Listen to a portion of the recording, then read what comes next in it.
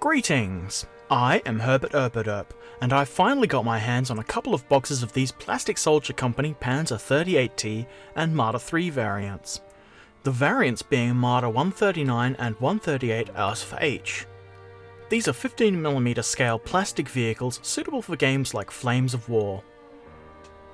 On the back of the box there is a description of the box contents and a painting guide.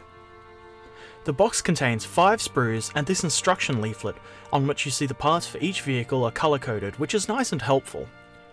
On the other side, there are some reasonably good instructions, though they could be more clear in some areas, particularly around the attachment of the hull tops. As with most Plastic Soldier Company kits, decals are unfortunately not included. Let's have a quick look at the sprue. These tanks are tiny, and the amount of detail Plastic Soldier Company has crammed into them is really quite excellent. All the parts are crisp and cast nicely with a minimum of mould lines, and I really like that there is a bunch of crew figures included. Now let the building commence. As always, test fit all the parts before gluing, and then glue the hull pieces together. They go together very easily. I've chosen not to magnetise this kit, though I'm sure it wouldn't be too difficult to do. Next I glued on the tracks. I really like these one-piece tracks. They look great and they're super easy to put on. I then added details to the rear portion of the hull. This step is different if you want to build the Marder 139. I'm building the 138 and the Panzer 38T. At this stage I hadn't figured out how many of each I would need, and I thought I was being clever by assembling the entire hull, which is common for both variants. My mistake was completing this step before adding the turret ring pieces. Applying this front plate before that makes adding the turret rings very difficult, particularly the right side piece. This was quite tricky, but it did eventually go on. This really was my own fault for not quite following the instructions and trying to get all the hulls built at once. Okay, enough of my badness, onto the turret. This thing is so tiny. I'm glad that the pins are there to align the pieces, though they were a very tight fit and they might require trimming. The turret is quite simple to build, just glue on the front, rear, and then the roof. All of these parts go together very easily and very neatly. Then, the details go on, starting with the hatch. There's a slight raised piece that helps align the hatch and you can choose open or closed versions. This is followed by the machine gun and the main gun, which are made in a way that it would be hard to place them in correctly. That's the Panzer 38T done. The turret locks into place and doesn't need magnets.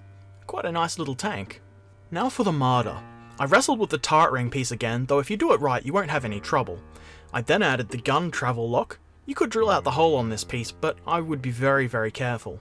Next is the floor on which the crew would stand.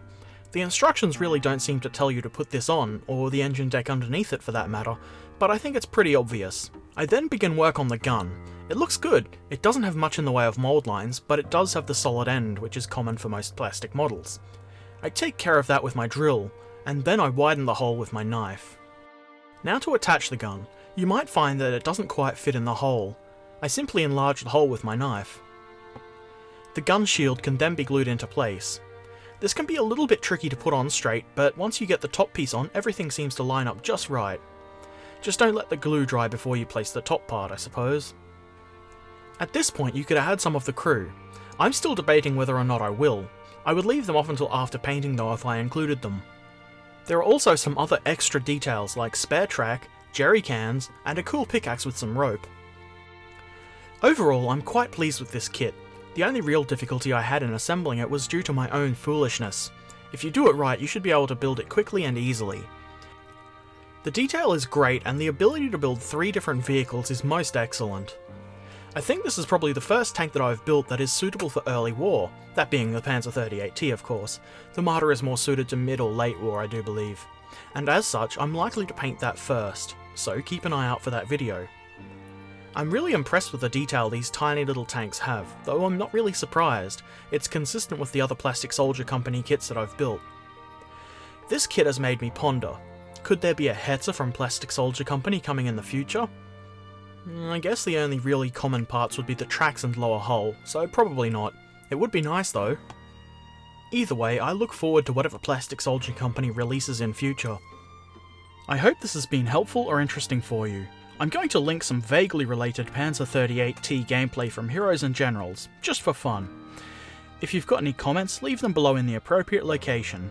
Subscribe if you'd like to see more. Thanks for watching. Farewell.